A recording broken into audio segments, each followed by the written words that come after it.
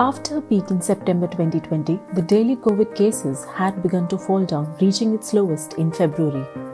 The average daily cases in December were at 25,931, fell down to 15,836 in Jan, and it was lowest in Feb at 12,665 before they started to rise again in March and April.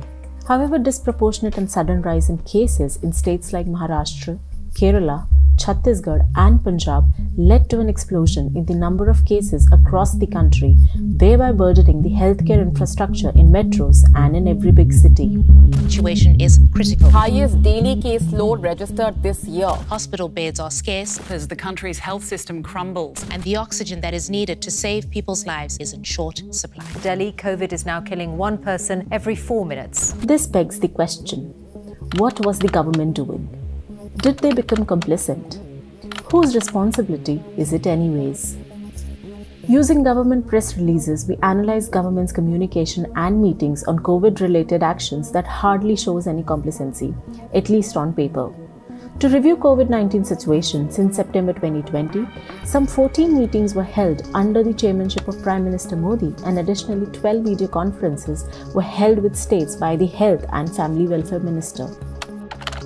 Not just this, multiple review meetings and video conferences were also held at the level of Cabinet Secretary to review public health preparedness and response action against COVID-19. In fact, we came across the details of communications between centre and the state between Jan to March 2021.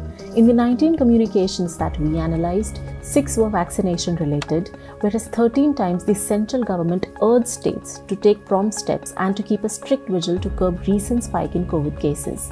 The states were being advised against any laxity which may squander the results gained so far.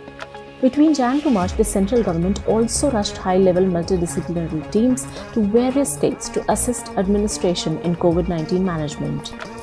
So if so much has been happening behind the scenes, where did we exactly fail? The answer probably lies in failure to implement the SOPs and guidelines. 53 central team deployed to states and UTs in the month of February to April had 6 observations.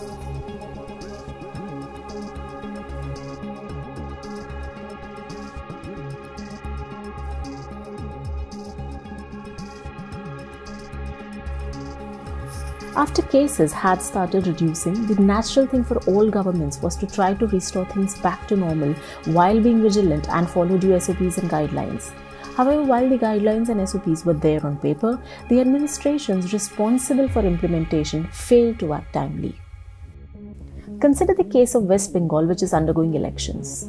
While the Prime Minister Narendra Modi held meetings with Chief Ministers of 10 states with the most number of COVID cases, Chief Minister of West Bengal repeatedly skipped the meetings as she was busy campaigning for the ongoing assembly elections. Chhattisgarh CM Bhupesh Baghel and several ministers had been severely criticized for being absent from the state for over a month, campaigning in Assam at a time that COVID situation in the state had kept worsening.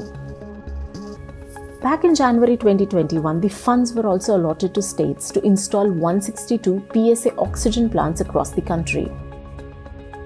Delhi and Madhya Pradesh got money for 8 plants each. Maharashtra got money for 10 plants.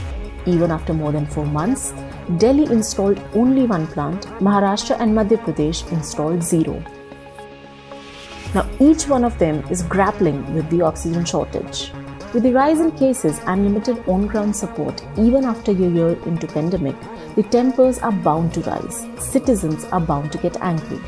India's federal structure, where healthcare is clearly marked as a state subject, also adds to the confusion as to where to expect clear accountability.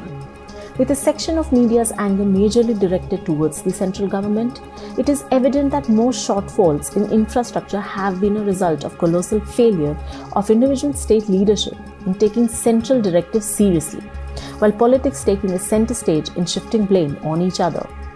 It is only after a massive public anger against the authorities that the state governments have woken up from a slumber and taken actions like night curfews, weekend lockdowns, and making arrangements for additional hospital infrastructure.